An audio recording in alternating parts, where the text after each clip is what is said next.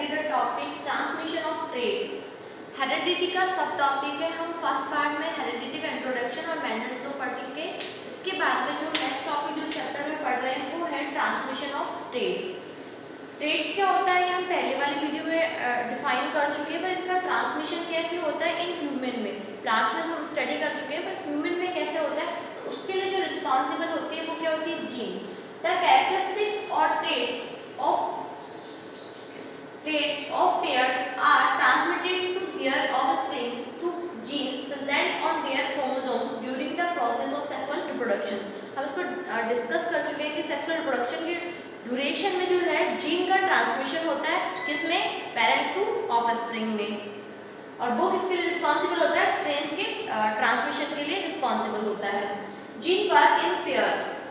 Gene जो होती है वो हमने अभी तक जो टर्मिनोलॉजी पढ़ी थी उसमें एक डोमिनेंट और एक रिसेसिव जीन पढ़ी थी। इसका मतलब जीन कैसे होगी, पेयर में होगी।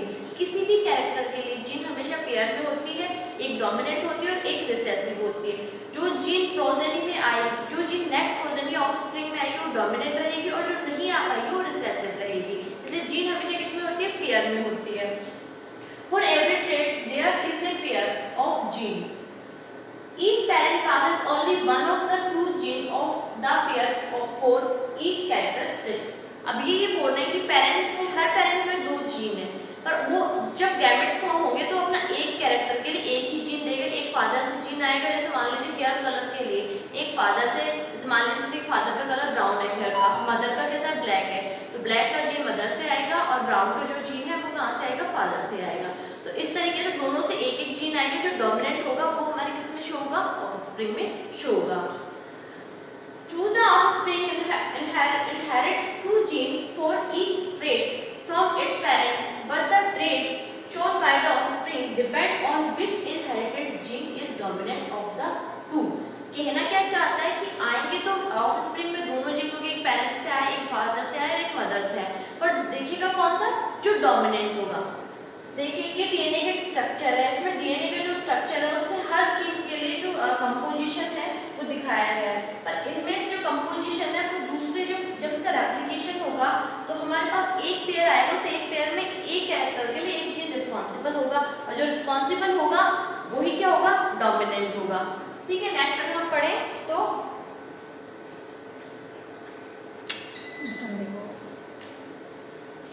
जीन क्या होता है हम इसके बारे में ब्रीफली थोड़ा पढ़ चुके हैं।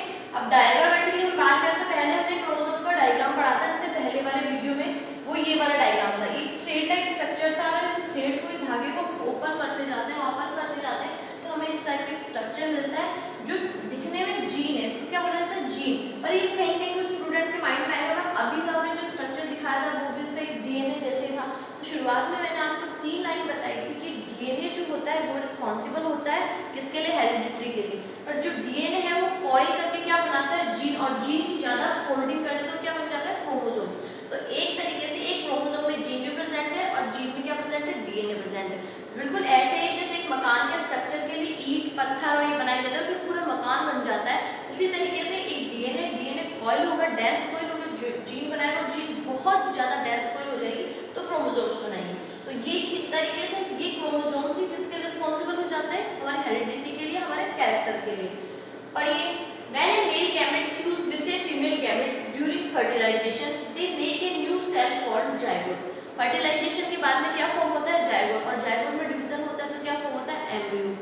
तो ये वाली बात है, zygote with a full set of genes, this zygote grows and develop to form a new organism having characteristics from both the parent which is has inherited through genes।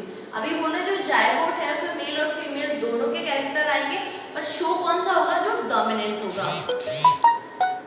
The two genes responsible for a particular characteristics are always present on the corresponding position of the pair of chromosome। अब ये बोल रहे हैं कि chromosome में corresponding pair में, जैसे मान लीजिए एक पेयर है, वन पार्ट ये है, सेकंड पार्ट ये है, इसमें इसके करस्पॉन्डिंग, मतलब अगर किसी हेयर कलर के लिए अगर ये ब्राउन की रिस्पॉन्सिबल है तो इधर वाला किसके रिस्पॉन्सिबल होगा, ब्लैक के रिस्पॉन्सिबल होगा। और जब हमारा क्या होगा, जब रिप्रोडक्शन का टाइम आएगा तो ये आपस में एक दूसरे से अलग हो जाएंगे और जो डोमिनेंसी वाली होगी वो शो कर देगी। ये कौन सा जीन इस वक्त रिप्रोडक्शन के अंदर जाता है, ये डिसीजन हम नहीं कर सकते। इनमें बस जो भी जाएगा वो अपने आप क्या करेगा, शो करेगा। और पेयर कट हो जाएगा, पेयर के अंदर हर कैरेक्टर के लिए जो जीन है, जैसे मान लीजिए हेयर कलर के लिए ये ब्राउन वाला, ये ब्लैक वाला था, पर गैमेट्स बनते वक्त क्या जाता है, फीमेल से ब्राउन जाता है। तो जो प्रोजेनी होगी या नया ऑफस्प्रिंग होगा उसमें किसके चांसेस होंगे, ब्राउन के आने के चांसेस होंगे। अब हम पढ़ाई करते हैं ब्लड ग्रुप की। अब तक जो पढ़ा वो सारा ट्रांसमिशन ऑफ ट्रेट्स, हेरिडिटी से रिलेटेड था। हम ब्लड ग्रुप की बात करते हैं। ब्लड ग्रुप भी डिसाइड होता है हमारे पेरेंट्स से। पेरेंट का जो ब्लड ग्रुप होगा वही हमारे ऑफस्प्रिंग में आएगा। तो ये डिसीजन करने के लिए हमें ब्लड ग्रुप जानना पड़ेगा, उसका जीनोटाइप, उसका फिनोटाइप क्या होता है, किस कंडीशन में कौन सा ब्लड ग्रुप एक का ऑफस्प्रिंग में आता है। अगर हम ब्लड ग्रुप की बात करते हैं तो देखिए कितने ब्लड ग्रुप है टोटल, 4। ये A, B, O और AB। अधिकतर बच्चे सोच रहे होंगे कि हमारा ब्लड ग्रुप कौन सा है।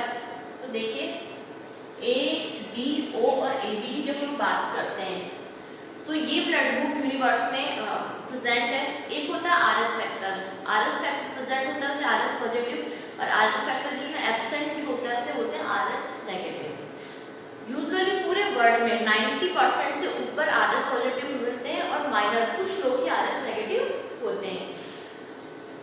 अब क्या है, जैसे हम कैसे डिसाइड करेंगे कि हमारा ब्लड ग्रुप A रहेगा, B रहेगा, O रहेगा या AB रहेगा। तो इसको समझने के लिए हमें देखिए हमें ये समझना पड़ेगा कि ब्लड ग्रुप का जीनोटाइप क्या होता है, कौन सी चीज किस पे क्या होती है, डोमिनेट होती है। इसके लिए देखिए कि if the genotype is IA, ये क्या कहना चाहता है कि genes for blood groups are denoted by IA and IB। ये कहना चाहता है कि जहां पर A और B है, A and B are codominant genes where O is recessive. अगर हम जब भी जीनोटाइप पढ़ेंगे इसका मतलब है कि A और B डोमिनेंट रहेंगे और O क्या रहेगा, रिसेसिव रहेगा। तब वो होगा तो सही पर अपने आप को क्या नहीं कर पाएगा, शो नहीं कर पाएगा। देखिए अगर A ब्लड ग्रुप की हम बात करते हैं तो उसका जीनोटाइप स्ट्रक्चर क्या होता है, IA या IA O है पर क्या है इसमें, रिसेसिव है। बिल्कुल वैसे की वैसे जैसे हमने लंबे और बौने पौधे का क्रॉस करवाया था, आपको रिमाइंड हो तो हमें कैपिटल T और स्मॉल t मिला था, पर जब हम उसके फिनोटाइप देखते थे तो हम उसे क्या बोलते थे, लंबा पौधा, पर जीनोटाइप क्या था, कैपिटल T और स्मॉल t।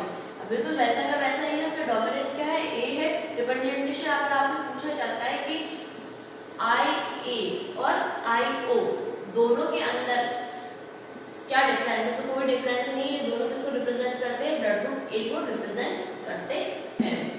दूसरी जब हम बात करते हैं if the genotype is IB IO तो क्या हो जाएगा, blood group is B। If the genotype is IO then the blood group is O। तो A, B और O की टाइपिंग हमें बता दी गई है। अब आप बोलोगे मैम AB का जो है वो क्या होगा, I के साथ A लगा हुआ है, ठीक है, इस और I के साथ क्या लगा होगा, B। ये वाली चीज और ये वाली चीज दोनों चीज अगर कंबाइन हो जाती है तो हम उसे क्या कहेंगे, AB ब्लड ग्रुप, यानी A भी डोमिनेंट रहेगा और B भी क्या रहेगा, आपको शो करेगा। उस कंडीशन में हम कौन सा ब्लड ग्रुप बोलेंगे, AB ब्लड ग्रुप बोलेंगे। सबको पता है क्या कि O यूनिवर्सल डोनर होता है, एवरीबॉडी नो, और AB क्या होता है, यूनिवर्सल एक्सेप्टर होता है। ये ब्लड ग्रुप्स हैं हमारे, किस प्रकार से इनहेरिटेड होंगे। अगर किसी फादर का ब्लड ग्रुप B है और मदर का B है तो ऑब्वियसली क्या होगा, प्रोजेनी में भी क्या आएगा, B ही, नेक्स्ट जनरेशन में क्या आएगा, B आएगा। ब्लड ग्रुप की बात अब हम बात करते हैं किसकी, सेक्स डिटरमिनेशन की। The process by which the sex of a person is determined is called sex determination. कि हम जिसका कि वो मेल है या उसके फीमेल है तो हम डिटरमाइन करते हैं, वो प्रोसेस कहलाती है सेक्स डिटरमिनेशन। हम किस तरह से डिटरमाइन करेंगे उसका जीनोटाइप। देखिए यहाँ ये बोला गया कि जिस क्रोमोसोम्स के थ्रू हम सेक्स को डिटरमाइन करते हैं उसे बोलते हैं सेक्स क्रोमोसोम्स। और जो मोस्ट बात बताइए वो है sex chromosome in male. Male में क्या होता है, XY होता है, और फीमेल में क्या होता है, XX होता है। देखिए यहाँ मेल का XY, फीमेल का XX। ये क्वेश्चन यहाँ पे आ जाता है कि जो सेक्स क्रोमोसोम है मेल में कौन सा होता है, XY होता है, और फीमेल में कौन सा होता है, एक्स एक्स होता है। अब जब फर्टिलाइजेशन होता है तो हमने पढ़ा है अपने जीन के ट्रेट्स में, ट्रांसमिशन ऑफ ट्रेट्स में, कि दो जीन जो होते हैं वो पेयर में होते हैं, उनमें से एक हमारे पास आता है, ये पेयर है यहाँ पर, ये भी क्या है, पेयर है। अब इस पेयर में रिप्रोडक्शन जब होगा तो या तो इस जीन में से ये जीन जाएगा एक, या फिर क्या जाएगा, ये जीन जाएगा। अब देखिए फीमेल की जब हम बात करते हैं तो फीमेल में दोनों जो सेक्स क्रोमोसोम्स है वो एक्स एक्स है, कोई सा भी जाए कोई फर्क नहीं पड़ता, एक्स ही गैमेट बनना है। जो वाई की बात करते हैं, जब हम मेल की बात करते हैं तो देखिए कि अगर रिप्रोडक्शन की या सेक्सुअल रिप्रोडक्शन की थ्रू की ड्यूरेशन में अगर हमें एक्स मिलता है तो बेबी गर्ल होगी, और अगर हमें वाई मिलता है, क्या मिलेगा, वाई, तो हमारी क्या पॉसिबिलिटी होती है, बॉय होने की पॉसिबिलिटी होती है। किस तरीके से होती है पॉसिबिलिटी, कि अगर ये x जो है, सपोज ये जो हमारा x है, ये x जब तक फ्यूज करेगा किससे, इससे अगर x फ्यूज करता है तो कोई बेबी गर्ल होगी। क्यों, x और x मिलकर क्या बना देंगे, जो फीमेल है उसका कॉम्बिनेशन बना देंगे। और जब इसकी बात करते हैं, हम किसकी बात करते हैं, y की जब हम बात करते हैं, y क्रोमोसोम की अगर हम बात करते हैं तो एक y यहाँ से आएगा और एक x कहाँ से आएगा, यहाँ पर आएगा, और क्या फॉर्म हो जाएगा, बॉय क्रोमोसोम। देखिए egg is sperm carrying X chromosome fertilized an ovum, then the child born will like a girl, क्योंकि इसमें से भी X आया और इसमें से भी क्या है, X आया, क्योंकि गर्ल का तो हमेशा ही X आएगा। अगर फीमेल के स्पर्म में से हमें क्या मिलता है, X मिलता है तो गर्ल होगी, और Y में अगर क्रोमोसोम हमें मिलता है तो क्या होगा, बॉय होगा। then the child born will be boy। तो यहाँ क्या समझ में आया कि कोई भी चीज जो सेक्स डिटरमाइन करेगी वो क्या होगा, वाई होगा। जो वाई क्रोमोसोम से अगर वो गैमेट रिप्रोडक्शन के थ्रू हमें मिलता है तो हमें क्या होगा, बेबी बॉय होगा। देखिए acquired and inherited traits inherit होते हैं, हमने पढ़ लिया है, पर अक्वायर्ड क्या होते हैं, अक्वायर्ड ये होता है, सपोज एक नॉर्थ इंडियन यानी कश्मीरी इंसान को हमने कहाँ भेज दिया, अफ्रीका में रहने के लिए भेज दिया, जहाँ बहुत सारी गर्मी है, वो विंटर में पला बड़ा है, जहाँ उसने बिल्कुल भी सन रेज है उनको बिल्कुल फेस नहीं करा है। अब हम उसको कहाँ भेजते हैं, अफ्रीका में भेजते हैं, जहाँ बहुत सारा मतलब डस्ट है, रेत है और बहुत सारा सनलाइट है, तो उसकी स्किन का जो कॉम्प्लेक्शन है वो क्या चेंज हो जाएगा। जेनेटिकली चेंज नहीं होगा, अगर हो सकता है फ्यूचर में उसका जो प्रोजेनी उसका बेटा हो बिल्कुल फेयर कलर नहीं होगा, बट उस ड्यूरेशन में उस टाइम पे उसका क्या हो जाएगा, वो चेंज हो जाएगा पॉपुलेशन। तो एनवायरनमेंट या कोई भी ज्योग्राफिकल फैक्टर अगर किसी चीज़ को इफेक्ट करता है तो एक्वायर्ड में स्टडी करा जाता है। देखिए a trait of an organism which is not inherited but develops in response to the environment is called an acquired trait.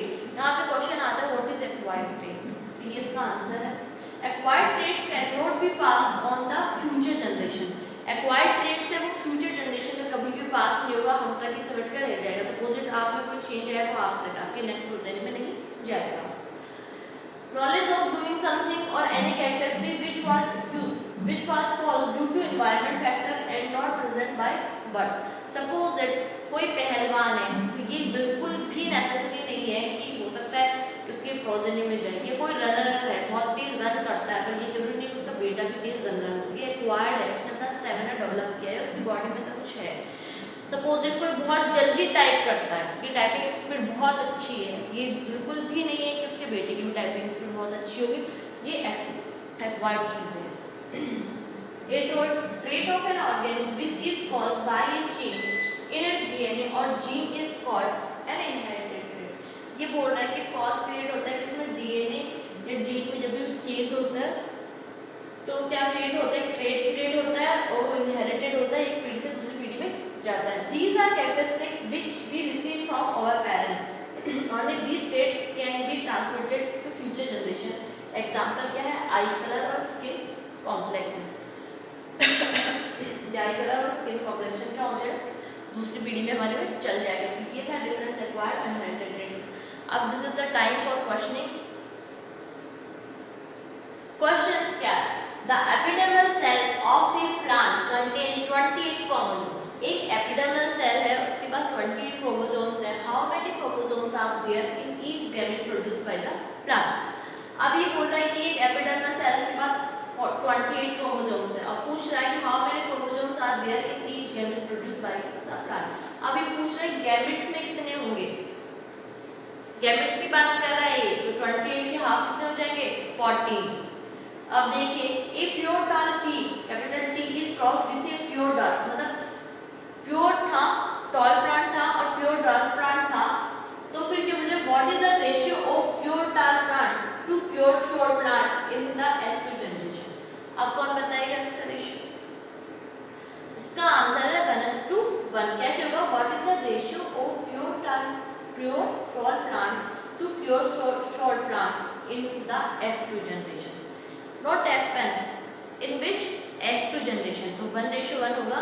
एक मतलब हमें जो पूरा प्योर मिलेगा और एक हमें क्या मिलेगा ड्वार्फ मिलेगा। ठीक है, ये हमने किस में पढ़ा था? याद करिए लीजिए, जो मैंडेटो फर्स्ट लॉ था लॉ ऑफ सेग्रीगेशन वाला, उसमें हमें 1:2:1 वाला रेशियो मिला था। इसमें 2 कैसे थे? एक कैपिटल टी था, स्मॉल टी था। तो यहाँ प्योर की बात कर रहे हैं तो 1 जो है हमें प्योर टॉल मिलेगा और 1 क्या मिलेगा? ड्वार्फ मिलेगा। In which generation? F2 generation. देखिए what are the visible characters in an organism known as, जो बाहर से दिखाई देता है वो फिनोटाइप होता है, जीनोटाइप, ऑब्वियसली फिनोटाइप। अब देखें which of the following is an inherited traits? Eye colour, scarred face, skin complexion, hair texture, size of body. अभी ये तो हम जस्ट पढ़ के आए हैं कि आई कलर ऑब्वियसली हमारा क्या इनहेरिटेड ट्रेट है। स्किन कॉम्प्लेक्शन जो है वो हमारा हो सकता है पर एनवायरनमेंट से भी क्या हो सकता है इफेक्ट हो सकता है, पर स्किन कलर हमारा वही रहता है। स्कैर्ड फेस कोई इनहेरिटेड नहीं है।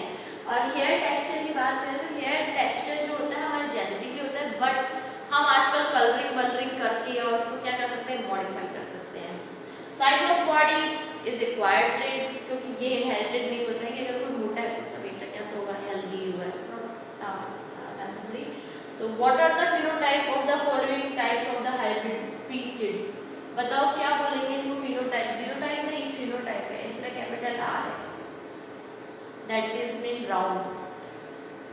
अब इसमें सबको, अब ये क्वेश्चन नंबर 5 जो है वो मैं नहीं बताऊंगी, ये आपको खुद अभी मुझे इस वीडियो को देखने के बाद में आंसर करना है। Okay, so enjoy this chapter, read this chapter and very smoothly learn this chapter.